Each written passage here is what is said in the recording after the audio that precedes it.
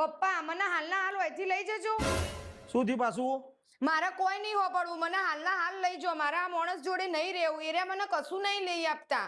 તું 2 મિનિટ શાંતિ રાખ, હું જમીન હાલત ફોન કરીને ભૂકા કાઢી નાખું. હારું. હા બોલો સસુરજી. અલ્યા જમે પાછું શું નવો અરમાલો લાયા તમે? બસ અમે જ અણમાલા કરીએ છીએ.